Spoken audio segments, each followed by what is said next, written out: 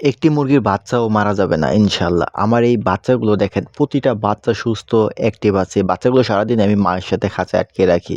আসসালামু আলাইকুম। মুরগির বাচ্চাগুলো কেন মারা যায়? আপনাদের মুরগির বাচ্চাগুলো কি পাখা ঝুলে যায়, ঝিমায়, পেছনে মল লেগে থাকে, এ ধরনের সমস্যাগুলো হয়? তাহলে আজকের এই ভিডিওটা আপনার জন্য অবশ্যই শেষ পর্যন্ত দেখবেন।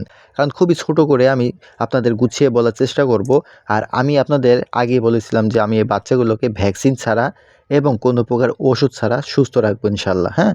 ঠিক আমি সেই কাজটাই করতেছি। মুরগির বাচ্চাগুলোকে সম্পূর্ণ ভ্যাকসিন এবং ওষুধ ছাড়াই পালন করতেছি। দেখেন বাচ্চাগুলো কত দৌড়াদৌড়ি করতেছে, অ্যাক্টিভ, সুস্থ এবং বাচ্চাগুলো গ্রোথ মাশাআল্লাহ। প্রতিটা বাচ্চার দিকে একটু ভালো করে তাকিয়ে দেখেন। মুখে কিন্তু একটি বসন্তর ছোঁয়াও নেই। বসন্ত হয় মশার কামড় থেকে।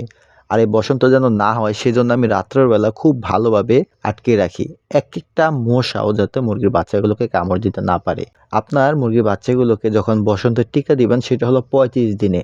কিন্তু তার আগেই মুরগির বাচ্চাগুলো বসন্তের দ্বারা আক্রান্ত হয়, বসন্ত রোগ হয়। মূলত মশার কামড় থেকেই। তাই মশার কামড় থেকে বিরত রাখবেন। এটা হলো ১ম টিপস, হ্যাঁ? আর মুরগির বাচ্চাগুলোকে সুস্থ রাখতে চাইলে আমি কিন্তু সর্বপ্রথম যেদিন মুরগির বাচ্চাগুলো বের হইছে সবাই লাইসোভিট দেয়, গ্লুকোলাইট দেয় বা আমিও দেই। কিন্তু এই বাচ্চাগুলোকে শুধুমাত্র ওরসালাইন দিছি। ঘরে আসছিল ওরসালাইন, সেই ওরসালাইনে পানি দিছি এবং খাবার লিস্টে আমি শুধুমাত্র একটি খাবার রাখছি, সোনালী স্টার্টার ফিড। তাছাড়া কোনো খাবার না। ৩০ দিন পর্যন্ত এই খাবারটাই খাবে। এটা হলো কেনা খাবার। কিন্তু ৳১ ওষুধ আমি এই বাচ্চাগুলোর জন্য ক্রয় করি নাই। সকাল হলেই বাচ্চাগুলোকে আমি মায়ের সাথে রোদ্রে বের করে দেই খাঁচায় করে আটকিয়ে। আর সারাদিন এই বাচ্চাগুলো মায়ের সাথেই থাকে। আর যেখানে রোদ পড়ে আমি খাঁচাটা খালি পাঁচ করে সেখানের এই রোদের ভিতরে এই বাচ্চাগুলোকে মায়ের সাথে রাখি। এতটুকু আমার সারাদিনের কাজ। পানি ফ্রেশ ২ থেকে ৩ ঘন্টা পর পরে পানিটা পাল্টে দেই। পরিষ্কার পানি। অবশ্যই ফ্রেশ তাজা পানি দিতে হবে। ভালো মানের খাবার দিতে হবে।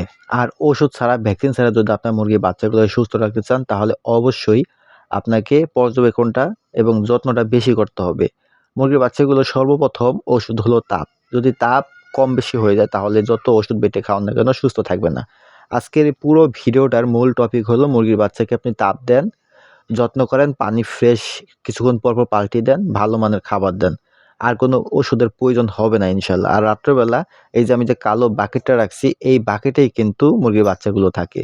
কালো বাকেটটার ভিতরে ধানের খ্যার দিয়ে মুরগির বাচ্চাগুলোকে রাখি ভালোভাবে ঢেকে। যাতে করে ভালো একটা উষ্ণ পায়, মায়ের তাপ পালকের নিচে তাপ পায় আর মশা যেন কামড় দিতে না পারে। আমার সারাদিনের মুরগির বাচ্চার পেছনে এতটুকু শিডিউল অনুযায়ী আমি কাজ করি। তাপ যেখানে আছে, যেখানে রৌদ্র পড়ে সেখানে খাঁচাটা পাস করে দেই। আর রাত্রেবেলা ভালোভাবে আটকিয়ে দেই। খাবার দিনে ৩ থেকে ৪ বার দেই। একটু পরে অল্প, অল্প করে যাতে করে খাবার নষ্ট না হয়। আর পানিটা ফ্রেশ তাজা পানি দেই। কিছুক্ষণ পর পাল্টিয়ে দেই। এতটুক করলেই আপনি মুরগির বাচ্চাগুলোকে সুস্থ রাখতে পারবেন কোনো প্রকার ওষুধ ছাড়াই।